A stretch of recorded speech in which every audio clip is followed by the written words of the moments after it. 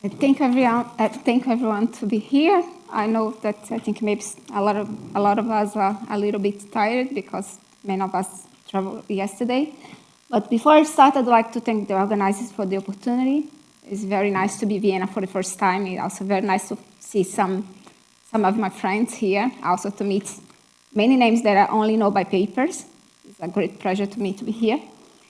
As Nayan said, I'm going to talk about this integral regularity for fully nonlinear equations with arbitrary laws of degeneracy. This is a joint project with Tialita Nascimento from the University, Iowa State University in the US. And this is the equation we are interested in to study. This is a fully nonlinear equation because it depends on this f. This is a fully nonlinear operator. And it's degenerate because the ellipticity degenerates when the gradient is 0. In this case, we said that it's non-homogeneous because it depends also on x, okay? These are the conditions for the equation. F is going to be fully nonlinear uniformly elliptic operator. This sigma I know is going to be modulus of continuities. This A of x is continuous and non-negative. And F is going to be bounded. And the result that you proved was that in the interior, the solutions are C1. Okay. Let's see now some examples related to this problem. Okay? This is the equation that you are interested, but if you define sigma t to be equals t to the power p and a equals to 0, we end up with this equation. And this equation is well known and was there's many contributions by Biridelli de Miguel, and also contributions by Davila, Feldman, Quaz, Imbert, Silver, also they work a lot with this equation, Araújo, Ricardo Teixeira, and many others. In this case, the degeneracy is a power of the gradient. In this case, P is greater than 0. And the next slide, I just summarized one of the results. In this case, for this degenerate fully nonlinear equation, we can ask F to be bounded or continuous when P is greater than 0. And Biridelli de Miguel, as I said before, they have many contributions. For instance, they introduced the notion of first eigenvalue for this class of equation. They prove existence, unique, and its maximum principle in many results. And Davila, Feldman, Quaz, in these two papers, and Hilbert, they prove Alexandrov back ABP estimate, Harnack inequality, Hold estimates. In this case, they ask to F to be continuous. Imbert Silvers, in this paper in 2013, they assume F to be bounded, and they prove that the solutions for this equation are C1 alpha. In this case, they use the Crandall-Echelion method, and there's this reason they use this assumption for the right-hand side. And Araújo, Ricardo, Teixeira, in the same year, they quantify the alpha that's of the result of Imbert Silvers by asking the same condition for the right-hand side. But now, if you, instead of asking for A of x be 0, if you ask it to sigma t to be t to the power p, and nu of t to be t to the power q, a, and if you ask this condition here, to p be greater than 0 and less or equal to k, and a to be continuously greater than 0, we have some reference. There are many studies for the variable case when PQ is functions, not just constant, but I'm not going to mention. But one of the authors are here, Cristiana da Silva Riccardi. They studied this double phase equation, degenerate fully nonlinear equation, when the degeneracy is a power of the gradient, but also non-homogeneous. As I mentioned, in this case, they ask for F to be continuous with these conditions about the power of the degeneracy. And Cristiano proved that solutions for this equation, the gradient of the solutions are held continuous with alpha between, what we know. And then later, I think, in 20, I think, I thought it was that happened. Double check the year, but yeah. And then João Vitor and Gleitson, they proved that solutions they quantify the alpha of the result for the Cristiano. They proved that actually this alpha should be between the minimum of these two constants, where this constant comes for the homogeneous case, the regularity for the homogeneous case. Yes. I double checked because it's at 20. I know that today João Vitor. I know that was the publication that took a while to. I'm so published. Yeah, actually, this was Cristiano paper that gave us motivation to generalize for the double phase, where the non-degeneracy not depends on the power, but of arbitrary modulus of continuity. And the key point in these two papers was what I'm calling perturbation method, but we have many options to call this: improvement of flatness, approximation methods, tangential approach. Depends on the school or how you prefer to call. But this result was, I think the main point here was the inspiration comes from the George, and I think the first version of the fully nonlinear was by Caffarelli in 1989. And also they used to get compactness, this Crandall-Chilion method, that is a maximal principle result. But now, if you fix the sigma the way they are and ask A of x to be 0, we end up with this equation, where we have still a degenerate fully nonlinear equation, but the degeneracy depends on sigma. And this was studied by many authors. I was one that did one of the first results for this equation, together with Pellegrino, Pimentel, and Teixeira. Stonick also, I'm sorry, the Korea team, I imagine, I cannot say. But yeah, I know some of them, but the pronunciation for me is too hard. In this case, when we study this equation, this degenerate fully nonlinear equation just with one phase, we ask F to be bounded, and sigma to be a modulus of continuity, and we are able to prove C1 regularity, interior regularity, when you ask for the sigma to be linear continuous. And a little bit,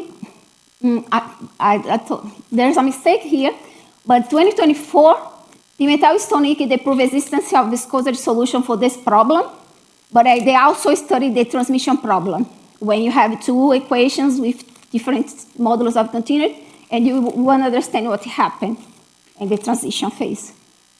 And also 2024, they studied this equation. Now this phi is a general, is not modulus of continuity, but it satisfies some smallness condition. And since this smallness condition allowed to have C1 alpha regularity for this equation. That depends also on x, different of this case. And again, the main tools for proving this regularity results was perturbation method, the Crandall-Chilion's maximal principle. Since we talk about fully nonlinear equation, I would like to talk a little bit about the viscosity solution. I don't know if everyone is familiar with the notion, and this is the reason I put it here. This notion was introduced to study weak solution for equations in non-divergence form, and it's called a viscous solution. And this was introduced by Crandall-Lyons and Evans. And Crandall-Lyons introduced this notion of viscosity solution to prove the uniqueness for this equation.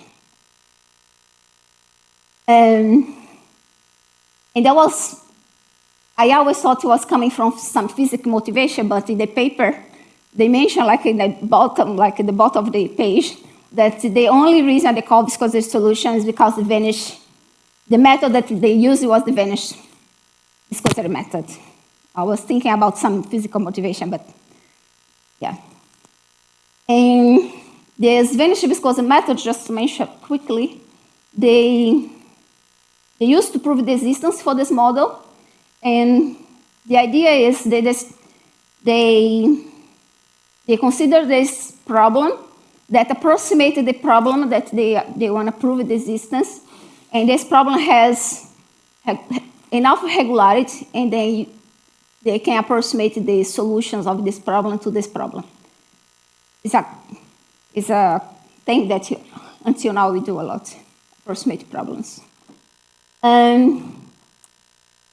During the same time, Evans proved some convergence result that I'm calling the convergence method, that in this case it was not only for the fully nonlinear, but also for the Hamilton-Jacob equation. Also another problem that I don't remember now, but I'm just putting here the fully nonlinear case. They proved that solutions for this problem P also follow the same idea, is the idea to approximate solution for the technique, approximate solutions by simple problems in the path to the limit. This was the main idea. And then he considered this problem where f epsilon is continuous. And if you have these conditions that u epsilon converges weakly to u in this space, and f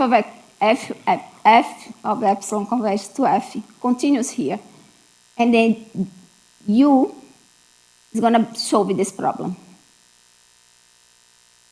This word comes from the definition, but what is about? We say that a viscosity solution just needs to be continuous. U is a solution of this problem if U is continuous, and you say that there's a viscosity subsolution if for any point in a neighborhood in a test function, this point is a local maximum point for the difference of U minus the test function. When this happens, since this equation is not defining the classical meaning because we don't know U is just continuous, the gradient of the solution is not defined, what happened here? Now we are testing a change. Since you have this condition between U and phi, we know that at that point they are the same. We just test the function phi. When this happens, we call that U is a viscosity solution. And this is more or less the idea that we are touching from above, in this case, for a function that is smooth. There are some works that instead of consider f in C2, we can consider f in C1 alpha. There's also, yeah, but they are more recently, this type of E. But this is, and this is not the first definition that Crandall and Lyons used. They use a global definition for this problem. But then Evans, I think in the same paper they mentioned that this local version of the local definition for viscosity solution was more easy to treat problems. And then this is the one that I think most everyone that works with fully nonlinear uses nowadays. And the same way you can define a super solution. Consider U a continuous super solution if for any point in our neighborhood and any test function, we have a local minimum point of the difference between U and phi.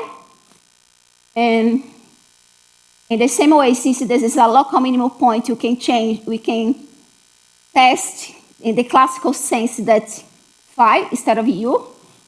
And the idea again is touch the function from below by a C2 function. This is the definition for the type of solution that I'm interested to know now. And I think in the first talk, Christiana mentioned a lot about uniformly elliptic condition, right? And For the fully nonlinear problems, you also have analogous. What is analogous for this context? And we said that F is a uniformly elliptic operator whenever you have two symmetric matrices with any non-negative, we have this inequality holds. And many of the problems, at least that I'm thinking now, or that I mentioned here, they use the hypothesis that this fully nonlinear operator is elliptic. That means satisfies this kind of monotonicity property.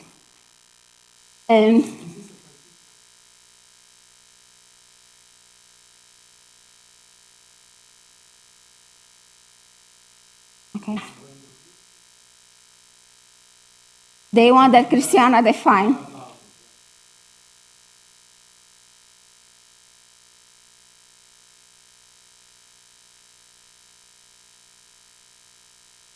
Yeah, they are. I'm following Caffarelli book.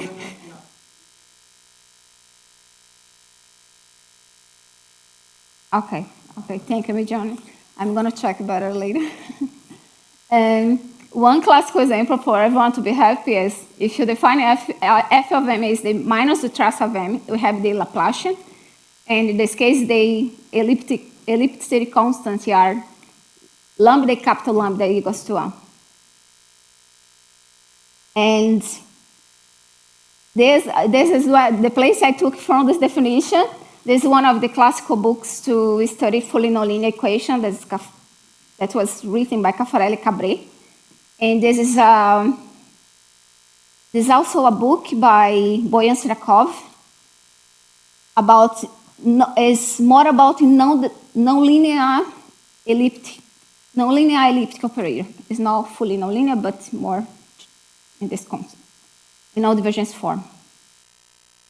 And these are some examples. And these are the Puch equations. And Puch equations are defined in terms of the Puch extremal operator. They are examples of fully nonlinear equations.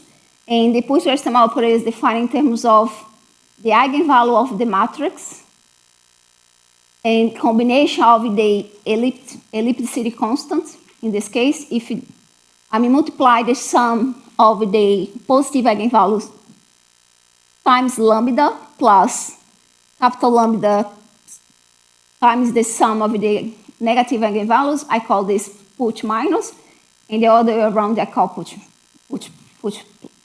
plus. And another classical equation, especially if you work in geometry, is the Monge-Ampère equation. And this f should be non-negative function.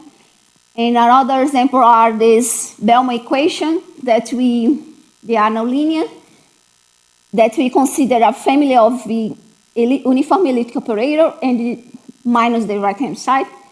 And we took the infimum in this family. This family can be commutable. And this is one of the examples. A generalization of this equation that you can see is the Isaac's equation that is defined as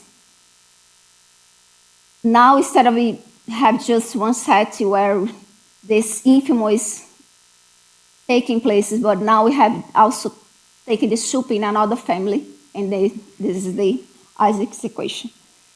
These are examples. Let's go back to, before I go back to the problem, I would like to talk about this perturbation method that I mentioned. Because only today you heard about many perturbations methods, right? I just wanted to fix the one that I'm talking about, okay? And the perturbation method for fully nonlinear equation. We consider alpha 0 between 0 and 1, and W a solution of the homogeneous fully nonlinear equation. And we assume that this solution has some a priori estimates. In this case, holds a priori estimates. And this alpha 0 is the notation for the alpha for the whole irregularity for the homogeneous case. I'm just fixing the notation. And if this happens, if you have all this condition, then for alpha, a little bit below of alpha 0 and F bounded, we know that the solutions for this non-homogeneous fully nonlinear equation without the degeneracy are C1 alpha at the origin. And that means, other way to see this, that means there exists a affine function that is close to the solutions with this arrow, one alpha arrow. And the coefficients of these functions are bounded. And to obtain this result, we use what I'm calling here is approximation method, but we can call improvement of flatness. And if you have a bounded viscosity solution to this equation, where F is uniformly bound elliptic, the definition I did before, give you epsilon, positive epsilon, there is this delta such that the L infinity norm of the right-hand side has this, is bounded by this constant. And if you have these conditions, we know that it's going to exist a function, in this case in C1 alpha, that solves this equation, that is close to this equation. And I think the idea here is, again, to approximate the problems that I'm trying to solve for problems that are more simpler, as was did by Crandall, by Evans in the papers that I mentioned before. And this is the idea of, like, the main point of this paper that was published in 89 by Caffarelli. And I'm just going to give you an idea because I'm talking about the case of that I don't have degeneracy, and then I'm gonna go to the case that I have degeneracy.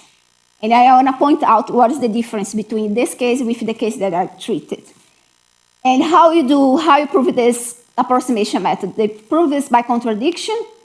And when you suppose by contradiction, you know there is this sequence that now we have a sequence of equation that is the same for each k. This is a very important point. And the solutions are far from this 8, where 8 is a solution of the homogeneous equation. But since, if you go back, we know that the norm of the function, the right-hand side, is bounded by a constant. Exists this delta that is bounded this function. And then we have this, that now this right-hand side is going to 0. And since the operator is uniformly elliptic, we know that they're going to converge to some another uniformly elliptic operator. And also that this sequence of solutions here is going to converge uniformly to U infinity, U. It should be U infinity. In the end, the final goal is to prove that the solutions are the limit of the solutions solve a homogeneous equation. And then in the end, you just take the solution is 8, and then you're going to get a contradiction. This is the main idea about to prove the approximation lemma. And to complete the proof, there is, in the end, you want to prove that the solutions are close to affine functions, right, to a hyperplanes. And then what you do is to prove that you do an induction argument. And this is and you do in 2 steps. The first one is prove that the solutions are for k natural number. We have this, that the solutions are close to a affine function, and the coefficients of the affine functions has some error, is the type of C1 alpha. But to do that, as I mentioned, we prove by induction, and we apply the approximation method to say that if you have a solution for the non-homogeneous equation, there exists a 8 function that solves the homogeneous equation that is close to my solution. And since I know the regularity for this 8, now I can write 8 is, if I consider L bar is the linear part of 8 at the origin, we get exactly what we want for the case that k equals to 1. Just by using this fact, that is the approximation method, plus the regularity available for 8. And continue the same way, you can define this scaling function. And then we have this fk, This is the same equation for each k. And also this fk, the right-hand side is going to satisfy the same condition. And then when you scale back, you get the same thing. You get that u is close to a thin function with this error. And then to conclude, the only thing that is missing is to prove that when you send k to infinity, actually this is going to satisfy this condition. And this is going to be true because in the end, when you send k to infinity, this is going to be a geometric series, and it's going to converge. And everything is perfect in this case. But now let's go back to the problem that I started talking about, okay? We are considering a degenerate model with arbitrary law of degeneracy and also non-homogeneous. And as I mentioned, this F is a fully nonlinear, sigma and nu are modulus of continuity. A is continuous in grade 0 is the case that Christiana treated.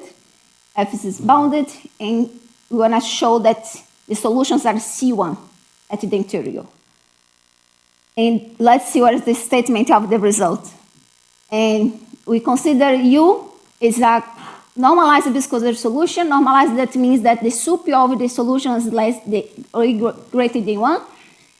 And as I said, here we ask it to this sigma nu be modulus of continuities with inverse. In addition, you want to compare the two modulus. If you look at the PQ case, you also compare, because you have the comparison between P and Q. You also need to compare some kind of comparison between them. And as in the case with just one phase, we need to assume that in this case, nu is a linear continuous modulus. The inverse of nu is a linear continuous modulus. And in this case, F is going to be fully nonlinear. F is going to be, the right-hand side is going to be bounded, and this is the result you want to prove. That means, yes, we're going to prove that the solution has this behavior. And now instead of having held modulus of continuity, we just have a modulus of continuity. We couldn't prove it for the same, like C1 alpha, for instance. And the first step to prove this result, the inverse of the modulus is the inverse of the second is.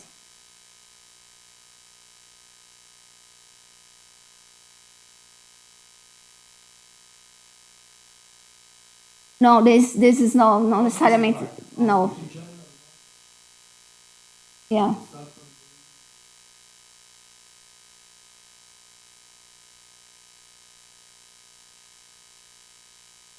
Yeah.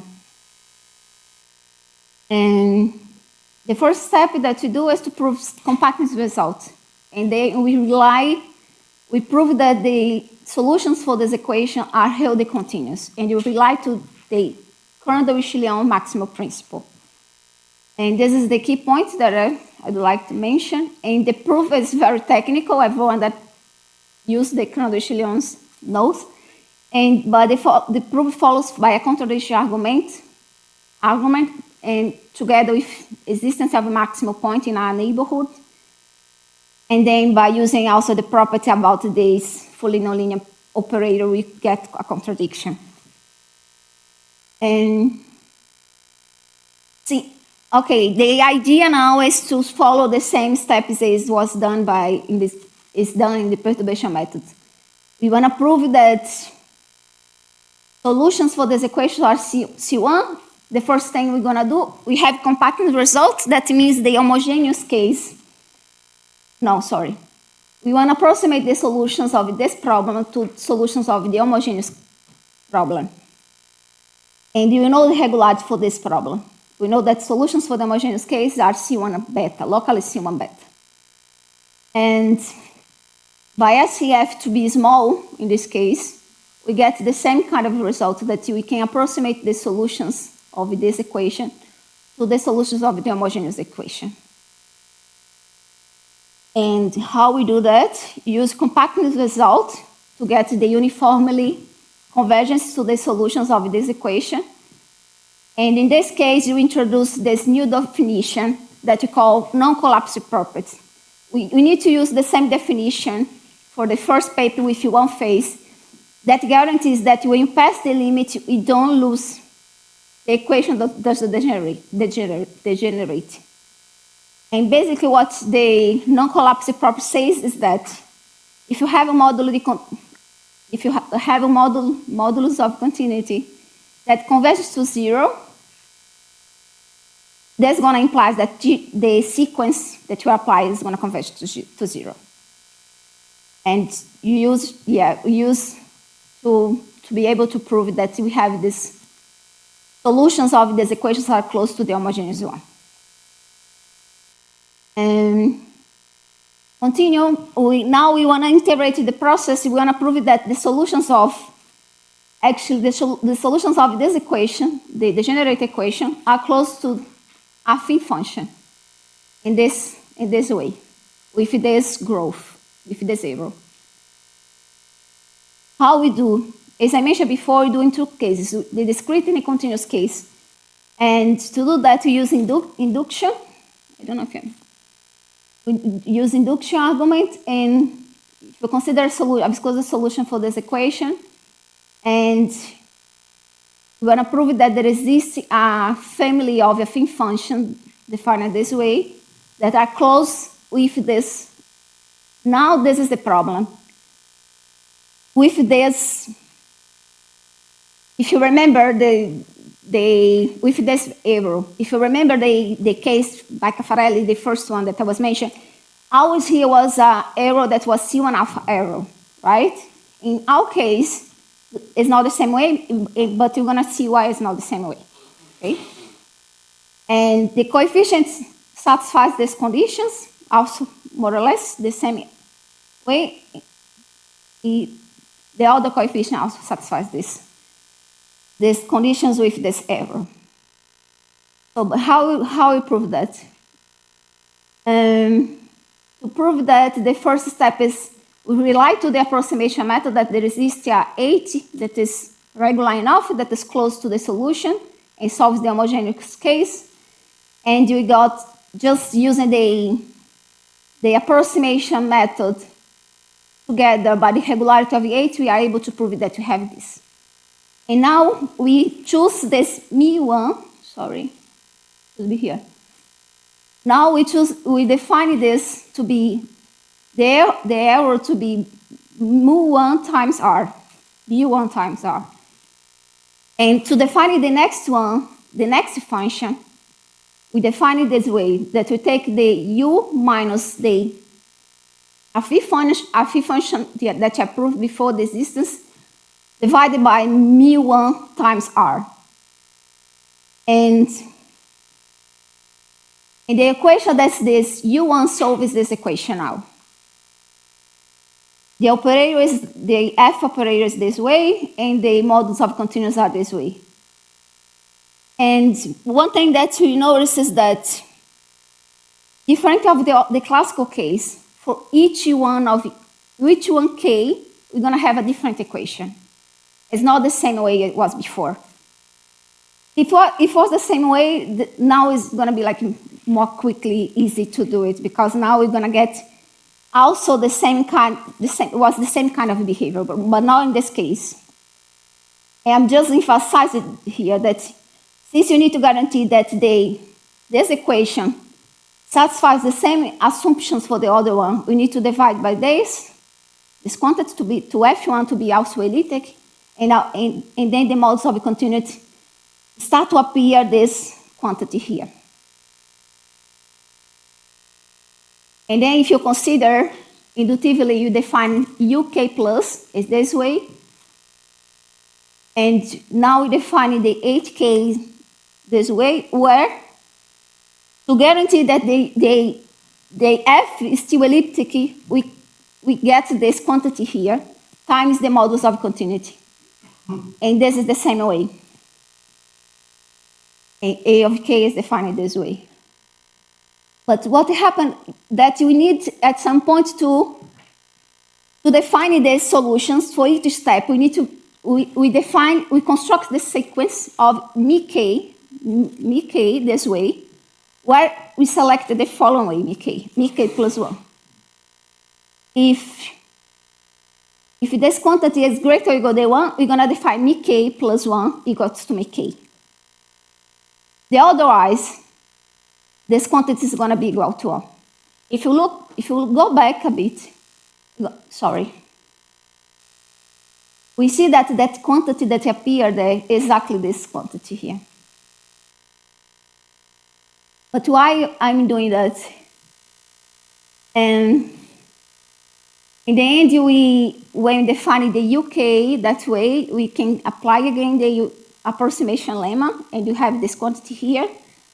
And we go back a bit, and we are able to prove that the solutions are close to a affine function, but with this error. And this is the affine function that we proved the existence. And now the coefficients have this error. But at this point, you need to guarantee that this, when I pass to the limit at this point, I need to guarantee that this AK and BK sequence are a Cauchy sequence. And since the equation is not the equation for each K, this part appear here. It makes a lot of problems for us. And the way to solve this problem is to ask this, the modulus, the inverse of null to be linear continuous. And it's by construction of this sequence, we know that if these are the same, or they are smaller than the next one, but then this holds. If they are the same, we can use the classical theory for one alpha, because if they are the same, you're going to get a Hodel modulus of continuity. But if they're not the same, we're going to use this. And to use this, we define this tau k is this part here, is this sequence. And since you have this, we have by assumption that null is linear continuous, when I use, now we are in this case, that null k is less or equal less than null k plus 1. And this holds. That means that this part, I can put this side, and there's going to be null times this quantity. And when I use the fact that the inverse of null is linear continuous, we're going to get this. We're going to get that this sequence that I define here is bounded and summable. And then we get what we want. Actually, when I ask that thing, we get that, in fact, that quantity, this quantity that appear here are finite. And then we get that the sequence are a Cauchy sequence. And then we can pass to the limit. We can go to the continuous case. And this way, by using this information, the discrete information, you show that the solutions for the homogeneous, the solutions for the degenerate equations are close to a affine function with this arrow. And you define the modulus of continuity that Nayan was asking, depending on this tau here, this sum of tau, that we know that is finite. And then we have finally you have the results that you want. And we don't have a true, like a real expression for the omega, but this is what you are able to prove for this equation. And I think now maybe I was too quick. Thank you very much for your attention.